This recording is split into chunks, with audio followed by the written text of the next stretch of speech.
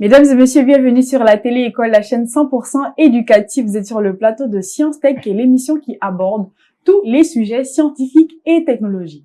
Aujourd'hui, nous parlons de transformation numérique, enjeux, défis et ambitions de l'entreprise 2X Ham. Alors, aujourd'hui, nous avons son représentant. Il s'agit de monsieur Serine Habib Diagne. Bonjour, monsieur. Bonjour à vous. Comment vous allez? Je vais très bien, merci. Merci d'avoir accepté l'invitation de la télé-école. C'est un plaisir pour nous de vous avoir aujourd'hui. Le plaisir est partagé. Merci. Alors, je rappelle que monsieur Serine Habib Diagne est ingénieur en télécommunications et réseaux. Et aujourd'hui, de fond en comble, il va nous présenter leur start-up, en quoi ils travaillent et qu'est-ce qu'ils font en général dans la vie. Donc voilà, on va pas tarder. En commençant, j'ai dit qu'on parlait aujourd'hui de l'entreprise 2X Ham. Déjà, d'où le nom là, qu'est-ce que ça veut dire 2X Ham?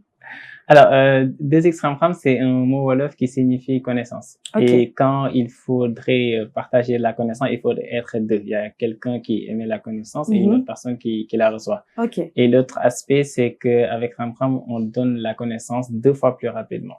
Ah, 2X Ham. C'est ça. Donc 2 fois plus de connaissances. Exactement. Extraordinaire. Vraiment, la personne qui a eu l'inspiration pour ce nom-là a bien réfléchi. Effectivement. Alors, que pensez, est-ce que vous pouvez nous parler de la mission et de la vision de votre entreprise? Oui, effectivement, Ham 2X, c'est une startup EdTech qui est fondée par 2 ingénieurs sénégalais, notamment moi et mon cofondateur Souleymane Badji, qui est également ingénieur, mais lui dans le domaine du génie civil. Ok. Alors, l'idée est partie en fait d'un constat, c'est-à-dire que les gens ne sont pas très intéressés par les formations scientifiques et également, on n'a pas beaucoup de jeunes qui ont des notions technologiques. Et donc, l'objectif que nous avons, c'est de permettre à tous les jeunes, qui soient des Sénégalais ou des Africains, de maîtriser ces technologies-là, qu'ils soient des acteurs de la technologie et non plus simplement des consommateurs, et qu'à la fin, apprendre devient un plaisir. Ah, intéressant. Donc, vous avez vraiment localisé un besoin et qui est réel. Aujourd'hui, on est à l'ère du numérique, on avance vers le numérique. Et effectivement, en Afrique, les gens n'ont pas cette notion-là. Et vous, par la grâce de Dieu, vous avez eu cette inspiration de sortir du lot pour créer une start-up qui vient résoudre complètement même le problème. Merci beaucoup. Alors, quels sont selon vous les principaux défis clés à l'intégration du numérique? Alors, il y a plusieurs défis qui sont sur le chemin. On va commencer déjà par l'infrastructure, parce qu'on sait que les jeunes ne sont pas très outillés. Et quand on sort un peu de Dakar, beaucoup de jeunes n'ont pas accès à Internet, ce qui peut créer un peu un déséquilibre par rapport à ceux qui sont ici. Et l'autre aspect, c'est qu'avec la révolution technologique, on n'apprend plus de la même façon qu'on apprenait il y a 50 ans. Et ce qui fait qu'il faudrait qu'on ait des outils pédagogiques qui sont beaucoup plus adaptés à notre contexte, ce qui n'est pas le cas parce qu'avant, c'est le maître, le professeur qui délivrait de la connaissance et l'élève faisait que consommer.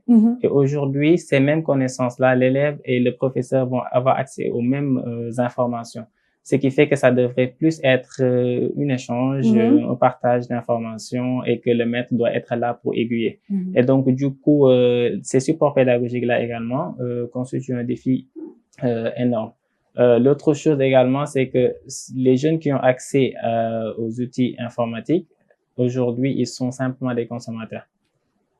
Très tôt, nos enfants sont habitués à utiliser leur téléphone, aller sur YouTube, etc. Mais ils ne font absolument rien de productif. C'est juste de la distraction. Et et pour certains, ils se disent que ce qu'il y a à l'intérieur des téléphones, bah, c'est les blancs, les génies qui le font, alors qu'on a cette possibilité-là. Voilà, nous-mêmes de travailler sur des solutions par rapport à nos besoins, de fabriquer des objets technologiques qui répondent également à nos besoins. Donc tout ceci constitue des défis qui sont sur le chemin et qu'il nous faudrait tous ensemble trouver des solutions là-dessus. Très pertinent. Et vous trouvez pas aussi que la mentalité aussi est l'un des défis? Oui, la non-acceptation même de l'évolution aussi. Oui, c'est ça. En fait, je dirais pas non-acceptation, mais je dirais plutôt la peur. Ah. Parce qu'aujourd'hui, enfin, une personne peut-être, disons, un professeur pour être beaucoup plus dans le thème, peut vite fait se sentir dépassé, alors que c'est pas le cas en fait. La technologie, c'est juste un outil qu'il faut utiliser et utiliser une nouvelle approche. Et quand aujourd'hui le prof n'est plus le centre, et voilà, donc du coup, ça peut créer cette peur-là qui fait que la personne n'a pas envie d'aller parce que elle va penser s'aventurer dans un terrain voilà qu'il ne maîtrise pas. Et donc du coup c'est ça un peu qui constitue un blocage et c'est à travers des présentations très simples parce que les échanges qu'on a eu avec certains professeurs, quand on les montre certains outils et qu'ils commencent à prendre la main, ils voient que en réalité c'est des avantages que ça les apporte en fait parce que ça peut leur faciliter le travail de tous les jours. Incroyable. Moi, j'ai eu une petite expérience par rapport à ces défis-là où on devait faire un cours en ligne. C'est ça. Mais le professeur n'était pas reprogrammé. C'est-à-dire, il utilisait la méthode traditionnelle pour faire un cours en ligne. Mais je vous assure que toute la classe a dormi. Effectivement. Toute la classe a dormi. Et c'est comme vous avez dit, essayer d'éduquer les professeurs à revoir la manière, mais aussi des étudiants à revoir la manière de recevoir aussi les cours. Exactement. Si on est bloqué dans l'ancien temps, que ce soit le professeur ou l'enseignant, on n'avancera pas. Exactement. Donc, il faut carrément revoir. J'avais reçu un professeur ici, il parlait d'une nouvelle méthodologie même d'apprentissage. Et ça, c'est extraordinaire. Alors, comment votre entreprise utilise-t-elle les technologies pour améliorer l'accès à l'éducation et à la formation? Alors, nous mettons la technologie au centre de l'ensemble des actions que nous faisons. Déjà, les jeunes que nous enseignons utilisent la technologie pour faire la recherche. Donc, dès le début, on les habitue à être autonomes, à être indépendants, à pouvoir aller sur Internet et chercher des contenus face aux besoins qu'ils ont. Et ça, déjà, le premier effet que ça fait, c'est qu'ils sont plus là sur les réseaux sociaux, TikTok, entre autres. Et donc, du coup, ils peuvent avoir cette mindset de se dire, si j'ai un besoin, c'est disponible sur Internet. Donc, ils vont voir le bon côté des choses. Mais nous utilisons également l'intelligence artificielle qui leur permet en quelque sorte d'adapter en fonction des besoins qu'ils ont, un plan de travail adéquat en fait à chaque personne. Et nous travaillons également sur la réalité virtuelle et la réalité augmentée. Intéressant. Oui, parce que notre startup est au musée Théodore Monod et nous gérons l'aspect numérisation des œuvres qui sont là-bas avec la réalité virtuelle et augmentée. Et ça permet un peu aux enfants de transformer cet apprentissage en plaisir, comme on disait tout à l'heure. C'est-à-dire, aujourd'hui, un enfant qu'on donne des leçons, une vallée, c'est ça, le fleuve, c'est ça, etc., les dunes, c'est ça, et l'enfant doit imaginer. Au lieu que ça soit des imaginations ou des photos simplement en 2D, nous leur permettons d'être dans un environnement immersif où ils voient en quelque sorte ce qu'ils sont en train d'apprendre et également d'interagir avec ça. Et au sortir de ça, ça fait que à la fin du cours, les enfants n'ont pas envie de rentrer parce qu'ils étaient dans l'idée qu'on est en train de jouer sans se rendre compte qu'ils sont en train d'apprendre. Incroyable. Et au-delà de ça également, on a mis en place une plateforme qui nous permet de faire des cours en ligne parce qu'aujourd'hui, des ressources, il en existe partout, mais face à un élève qui s'est dit, je suis nul en maths, peu importe les ressources que vous lui donnez, ça ne marche pas. C'est bloqué dans sa tête. Exactement. Et donc, du coup, nous, le cours en ligne que nous faisons, c'est qu'on permet à l'élève d'être face à un tuteur qui l'accompagne, qui l'aiguille, qui l'aide, voilà, pour relever un peu ces défis-là et l'assister en ligne. Donc, la technologie est vraiment au centre de tout ce que nous faisons. Incroyable. Vous avez relevé un point que je trouve extraordinaire, c'est que lorsqu'une personne apprend en s'amusant, elle n'a pas l'impression qu'elle apprend. Exactement. Elle n'a pas l'impression qu'elle travaille dur, qu'elle réfléchit trop. Parce que son imaginaire est mis en place. Exactement. Et du coup, et voilà, ça amène une question. J'aimerais savoir, vous travaillez avec quelle tranche d'âge? Les enfants jusqu'à quel âge, par exemple? On travaille avec les enfants le plus souvent. Mais en travaillant avec les enfants, des fois, les parents, ils viennent assister. Okay. Et à chaque fois, il y a un besoin qu'ils expriment. On a besoin, nous aussi, d'avoir ces formations. C'est pour ça, on travaille maintenant avec les professionnels où l'idée, c'est de faire des ateliers pratiques qui leur permettent d'apprendre la technologie, mais dans le cadre de leur travail de tous les jours. Donc, on les montre des outils collaboratifs, comment ils peuvent utiliser, comment ils peuvent utiliser l'intelligence artificielle dans le cadre de leur travail. Donc, ce qui fait que là, on intègre les grands, mais avant, on était beaucoup plus focalisé sur les enfants. C'est extraordinaire. Parce que oui, aujourd'hui, on est dans la tech et c'est important d'introduire nos enfants depuis petits. Exactement. Moi, c'est extraordinaire. Quand j'ai touché un PC, j'étais déjà au lycée. C'est grave. C'est très grave. Mais là, on est dans une génération, moi, mes enfants, depuis le bas âge, ils seront obligés de comprendre comment utiliser un ordinateur, de comprendre comment utiliser l'IA, parce que c'est là, c'est maintenant, c'est vraiment extraordinaire. Et aussi, c'est un message pour dire que qu'on soit vieux, qu'on ait 50 ans ou qu'on soit à la fleur de l'âge 45 ans ou 35 ans, on peut apprendre les nouvelles technologies tout le temps, tous les jours. Et par exemple, avec une entreprise comme la vôtre, ça laisse aux gens la possibilité de vraiment être à l'actualité. Effectivement, parce qu'en fait, aujourd'hui, nos enfants sont nés avec ces outils-là. Et quand l'enfant crie et qu'on a envie de nous relaxer, le premier réflexe qu'on a, c'est de leur donner le téléphone. Donc, ils sont nés avec. Voilà. Maintenant, il faut pas qu'ils grandissent avec cette idée de consommateur-là.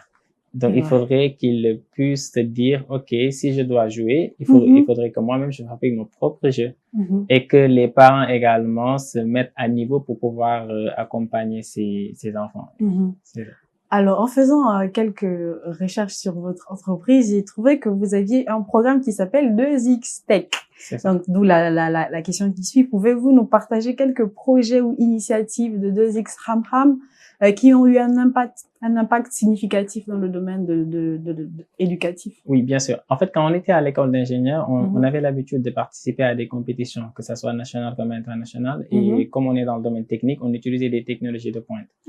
Et quand on revenait, on se rendait compte que ces technologies-là n'étaient pas maîtrisées par les jeunes. Ou l'environnement de façon générale. Donc, on s'est dit, il faudrait qu'on trouve une initiative qui permet de rendre cette technologie-là accessible à tous. Et donc, l'idée qu'on a, c'est de se dire, on va mettre en place le 2X Tech, qui est un programme technologique gratuit où nous impliquons les collégiens et les lycéens. Donc, nous invitons 20 établissements et chaque établissement nous envoie 4 élèves et nous passons avec eux 3 semaines durant lesquelles nous les apprenons la programmation, la robotique, l'intelligence artificielle, les objets connectés. Est-ce que vous savez c'est quoi un objet connecté? Alors, un objet connecté, c'est aujourd'hui, on a une lampe devant nous.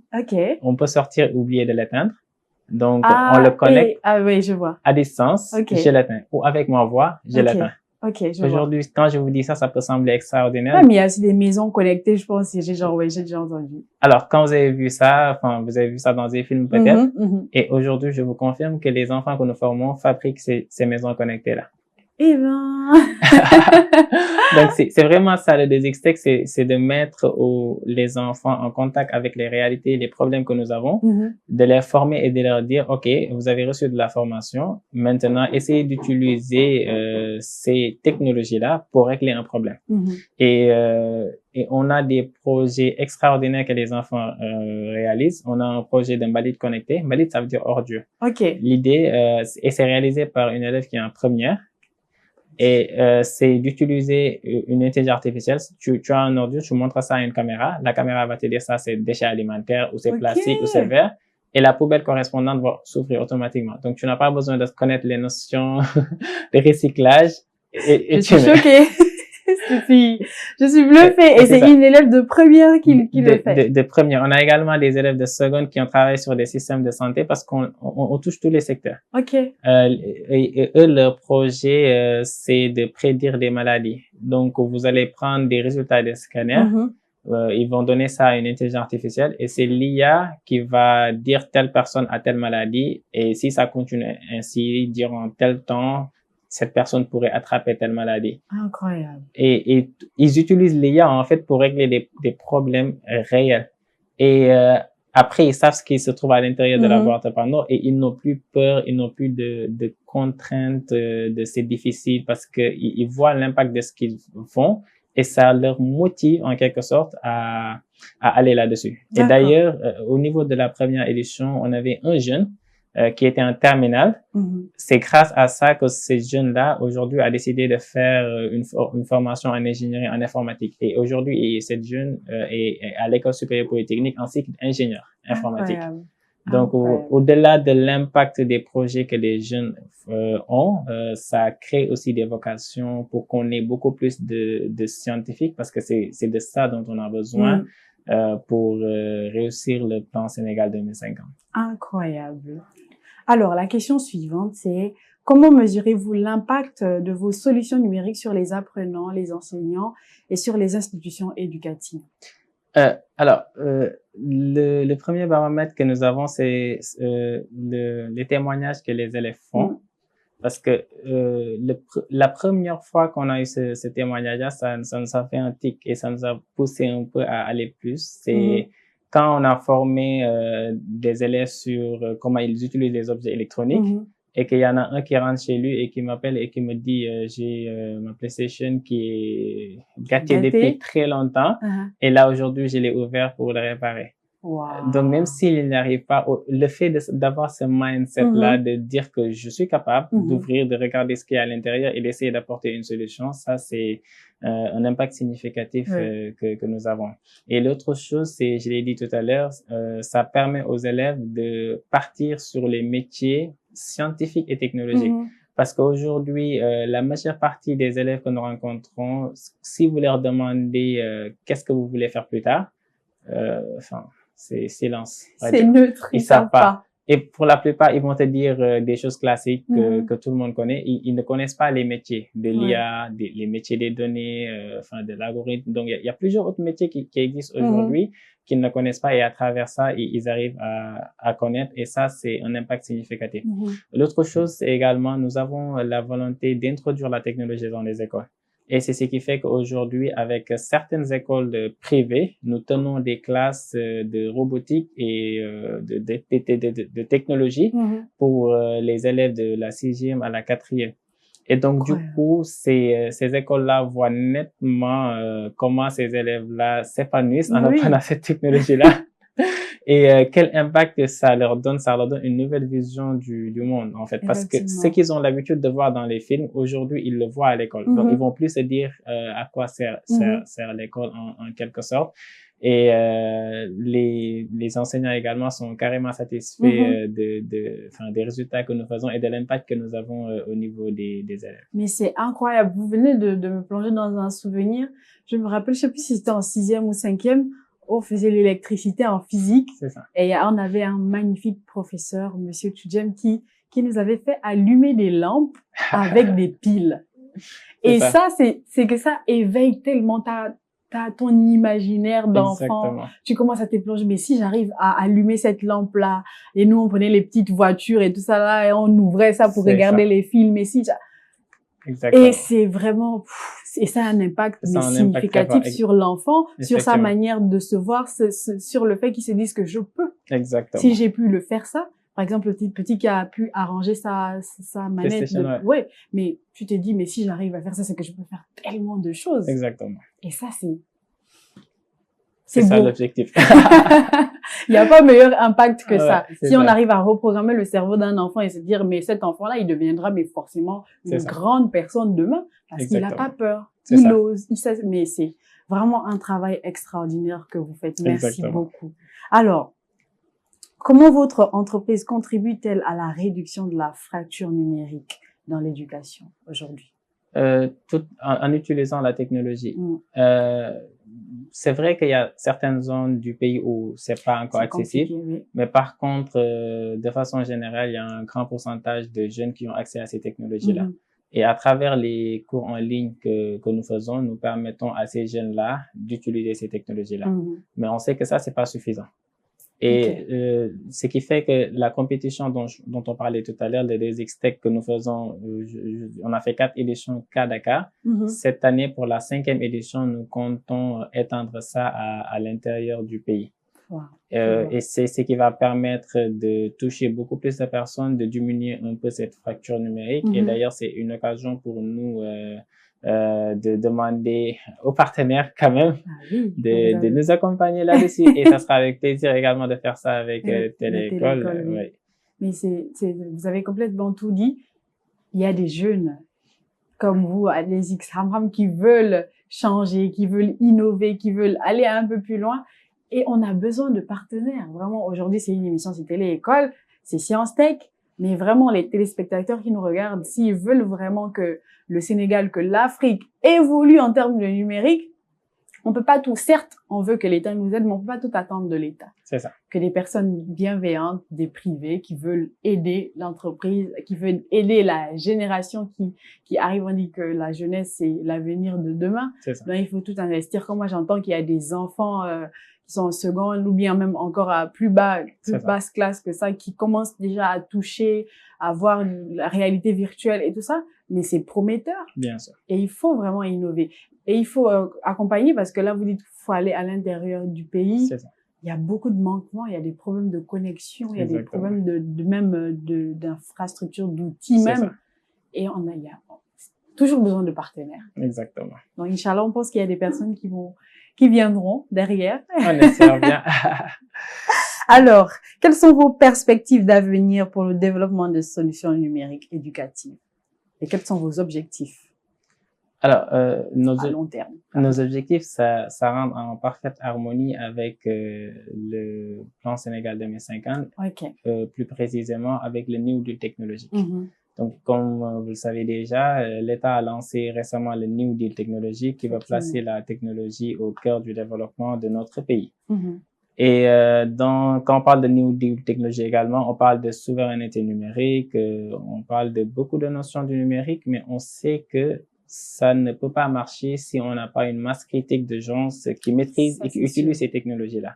L'anecdote très simple que je donne, c'est dans la commune où j'habite. La première fois que la mairie a décidé de faire des subventions, mais ça sera d'attribuer des subventions sur la base des demandes en ligne, parce qu'avant c'était des demandes manuscrites. Donc là, vous demandez pour qu'on vous assiste, mais il faudrait faire ça en ligne sur un formulaire, remplir ton nom. Ce jour-là, j'ai eu un fil devant chez moi pour que je les aide à remplir. Et donc, du coup, si on n'a pas une masse critique de gens qui maîtrisent ces technologies-là, ça va pas marcher.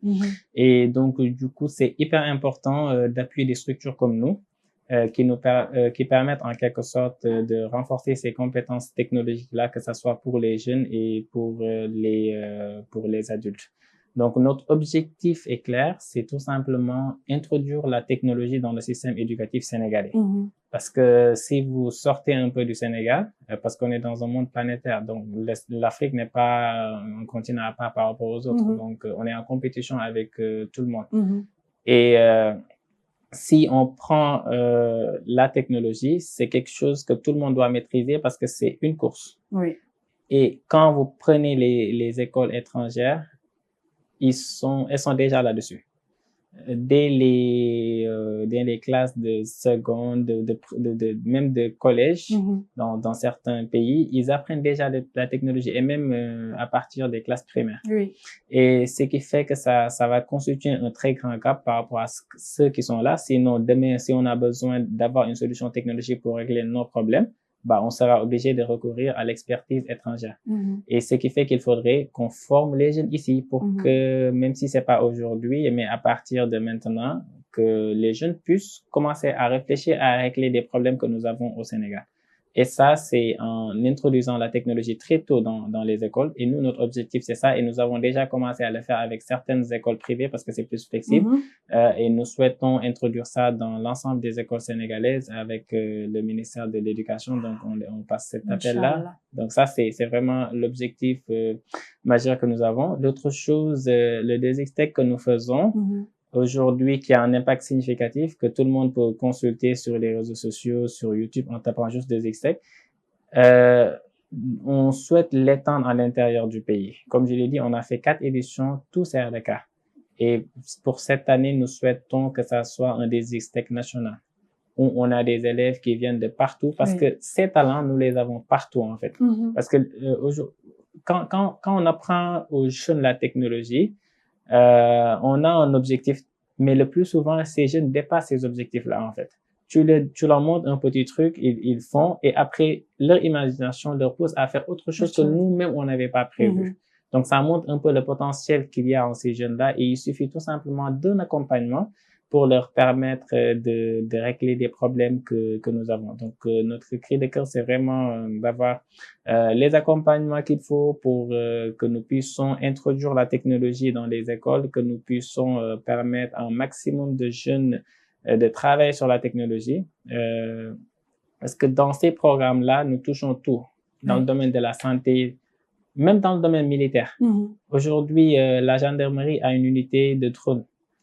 Mais nous, les jeunes que nous formons, ils travaillent sur des drones. Ils fabriquent les drones qui sont contrôlables. Il y a même un projet sur le dernier DESIX-Tech, c'était un drone détecteur de feux de brousse. Donc, quand il y a quelque chose quelque part, tu programmes, tac, le drone il part, il te donne toutes les informations avec des capteurs thermiques, ça te donne les informations. Et ici, il y a le feu, voilà. Et il te permet d'avoir une idée de l'ampleur des dégâts et très rapidement de mettre un plan pour remédier à cela. Et donc, du coup, c'est un programme qui touche tous les domaines et nous souhaitons vraiment que ça soit élargi pour le plus grand nombre de jeunes possible. Incroyable. Je suis bouche bée devant tous les objectifs que vous déclinez. C'est un cri. En tant que jeune, c'est un cri. Il y a des gens, moi je les connais, hein, il y a des gens, ils ne demandent qu'à avoir la formation, ils ne demandent qu'à être accompagnés pour pouvoir faire. Moi je dis, les Africains sont très intelligents. Mais ils sont juste pas structurés, malheureusement. Ils manquent d'accompagnement. Et c'est pour ça qu'ils s'ennuient et peut-être certains dérivent et vont dans des pratiques qui sont pas bonnes. Mais si, depuis le bas âge, on avait, comme l'idée que vous avez eue, on avait l'opportunité d'être accompagné, d'avoir les outils, de pouvoir booster notre imaginaire au lieu de donner ton enfant quand il pleure un téléphone pour le faire taire, mais donne-lui des outils, achète des trucs pour que il assemble. Moi, j'ai vu ça avec des petits Chinois. J'ai vu la dernière fois une vidéo d'un petit Chinois qui aimait toucher comment dire, des trucs en fer et tout ça. Et ses parents se sont dit, est-ce que c'est pas un futur tel? Et ils sont allés, ils ont acheté des trucs. Et le petit, tu vois, peut-être il avait 2 ans ou 3 ans, il était déjà en train de brancher des fils et tout ça. Mais ça réveille son imagination et ce petit-là, il va pas devenir n'importe quoi. C'est sûr. C'est parce que depuis le bas âge, il a été, voilà. Et ça, c'est vraiment, vraiment, je suis bouche bée. Vous faites un travail extraordinaire, ce qui me pousse à savoir, mais comment vous avez eu l'idée de 2X Ham Ham? Comment c'est arrivé comme ça? Ou bien je sais pas, vraiment, je me demande. C'est un grand projet?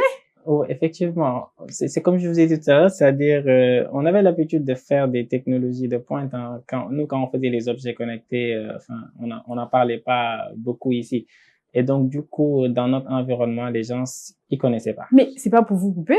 Moi, je croyais que c'était seulement aux États-Unis. Trucs connectés et tout ça. Et là, on me dit qu'il y a une fille, il y a des petites fillettes qui arrivent à le faire. C'est extraordinaire. Et voilà, c'est ça. Donc, on s'est dit, il faudrait que ça soit une mission pour nous, de faire en sorte que ces technologies-là soient accessibles à tous. Voilà. Et c'est de là qu'est partie l'idée et surtout de faire en sorte que l'apprentissage devienne un plaisir. Parce que ça nous tient à cœur. On prend beaucoup de temps à expliquer à un enfant pourquoi il faut refaire les maths, quelle est l'importance de faire ça, quelle est l'importance de faire ça, parce que sinon, ils vont pas avoir cette motivation. Ces enfants vont juste aller à l'école parce qu'il y a les parents qui les obligent, ils savent pas quoi faire derrière, et c'est ça qui fait qu'après, ils savent pas quoi faire après le bac. Et donc, du coup, nous, on veut vraiment que ça soit un plaisir d'apprendre, mais qu'ils sachent également que la technologie, c'est juste le cerveau qui le fait. Donc, peut-être au niveau des peaux, le blanc et l'africain, c'est différent parce qu'on est noir, ils sont clairs, ça c'est la mélanine. Mais dans le cerveau, c'est pareil. Ouais.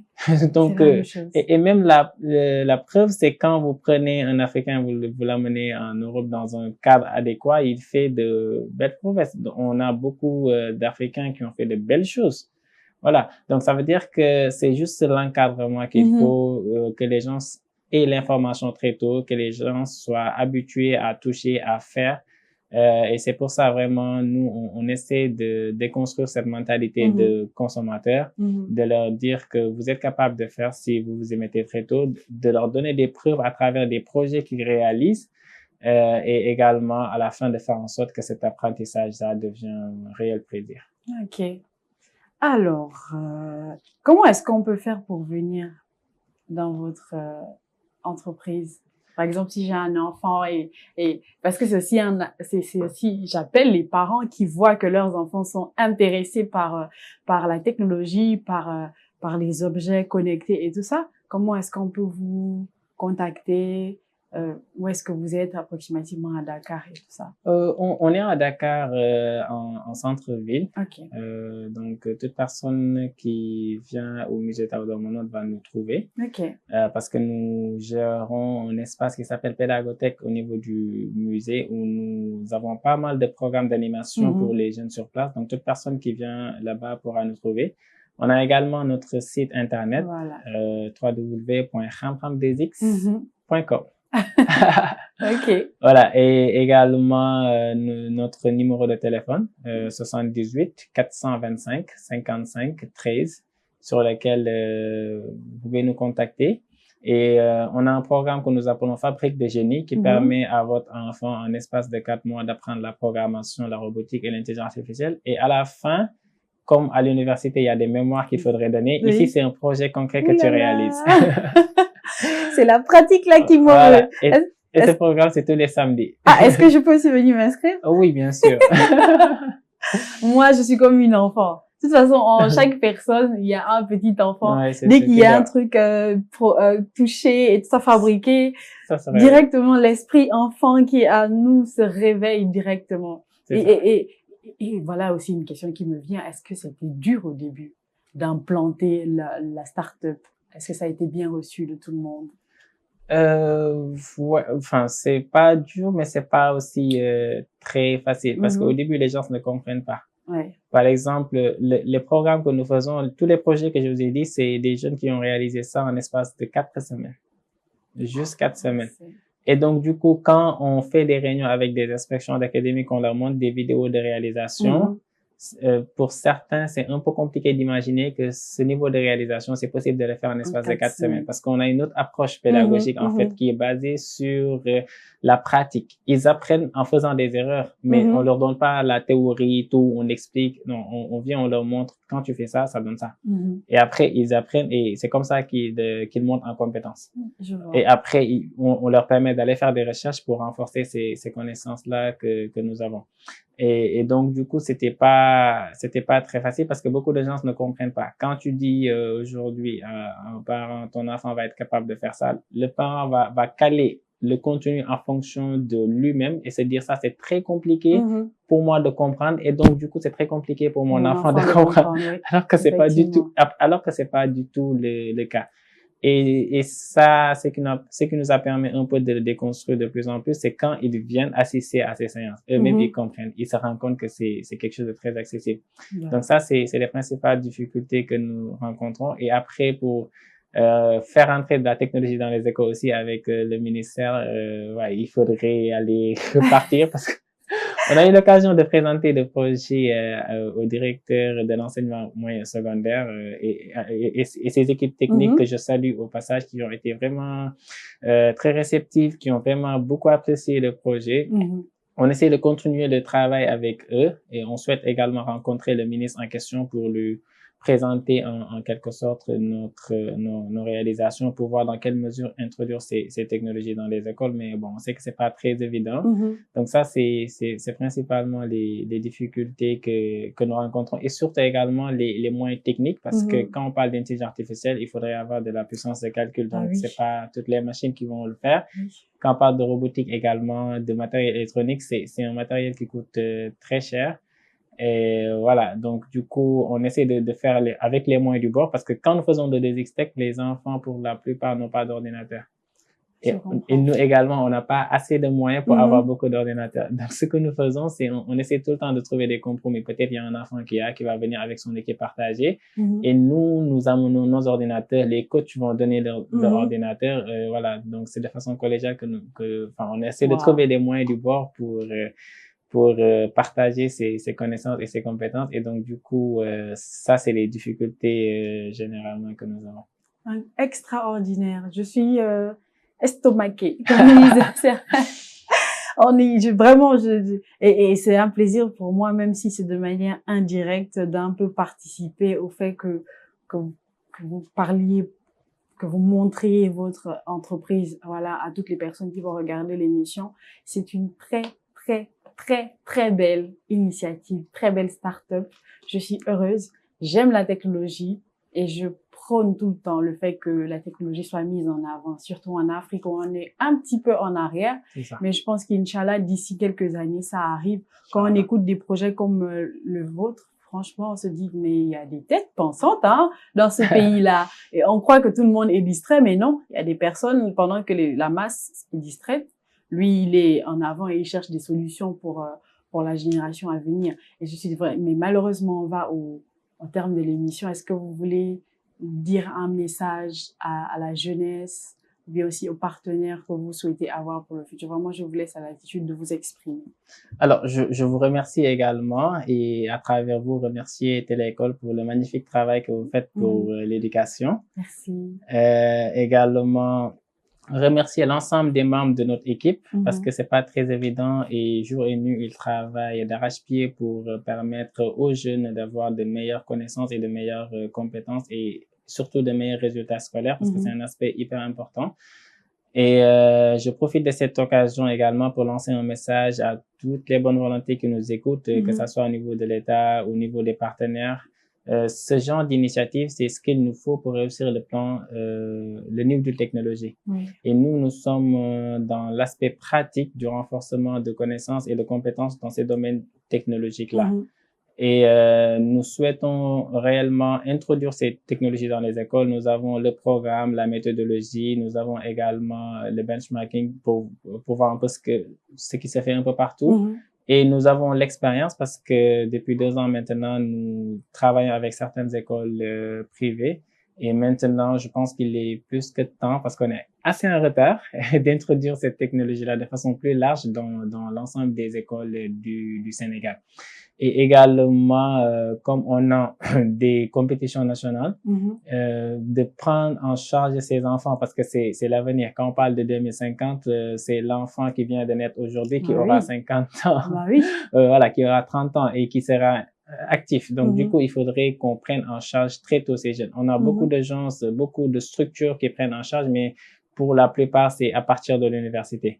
Et donc, du coup, nous, on est au plus bas, au plus proche de ces enfants-là pour les accompagner, pour les aiguiller. Et le DXTech que nous faisons, nous souhaitons que ça soit une compétition nationale. Et qui parle de compétition nationale parle naturellement de beaucoup de moyens en termes de logistique, de déplacement et autres. Et avec nos maigres moyens, ça pourra pas faire l'affaire. Et donc du coup, on appelle à toutes les bonnes volontés de bien vouloir accompagner ces projets. Et pour avoir plus d'informations sur ça, on a mis en place un site pour ça. C'est tech.ramram2x.com ou juste ramram2x.com. Vous aurez toutes les informations sur YouTube. Il y a les vidéos de tous les projets qui sont évoqués dans cette émission-là que les gens peuvent voir pour voir un peu l'impact que nous avons.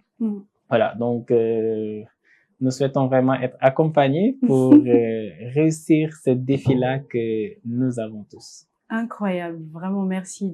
Et on espère qu'il y a des partenaires, que l'État réagira face à ce beau projet, cette belle start-up-là qui milite pour la technologie. Effectivement, quand on parle de 2050, ce sont les enfants qui vont être maintenant, qui auront 25 ans. Enfin, c'est bientôt là. Oui, bien sûr. Donc, du coup, incroyable. C'est ça. Et la dernière chose que j'ai oublié d'ajouter, c'est que récemment, on a participé au Caravane de l'espace. Avec M. Maram Carré sur invitation de l'ambassade de France. Et nous avons eu l'occasion de sillonner tout le pays et de partager ces connaissances-là que nous avons avec les élèves. Et on a vu l'engouement que ces jeunes-là ont et qui nous réclament même. Ils ont soif de connaissances. Exactement. Et malheureusement, comme ils ne trouvent pas, ils se lancent dans du n'importe quoi. Mais ça prouve qu'ils sont là, ils ont soif d'apprendre des choses. Et malheureusement, il n'y a pas souvent la plateforme pour. Mais avec 2X Ham, je pense que ça va aller. Inch'Allah. On espère que les partenaires viendront. Je crois, parce que votre projet est beau et il est vraiment solide. Donc, du coup, je crois vraiment que ça va marcher. Alors, chers téléspectateurs, nous arrivons au terme de l'émission. Je rappelle que notre thématique, c'était transformation numérique, enjeux, défis et ambition de l'entreprise 2X Ham. Je recevais aujourd'hui Monsieur Serine Habib Diagne, qui est ingénieur en télécommunications et réseau. C'était un plaisir d'être avec vous. Merci d'avoir regardé la Télé-École, la chaîne 100% éducative. Merci d'avoir été avec nous sur le plateau de Science Tech. C'est beaucoup. On se revoit à la prochaine, un prochain invité, une prochaine thématique. Sur ce, restez avec nous sur la 225 Télé-École. Merci.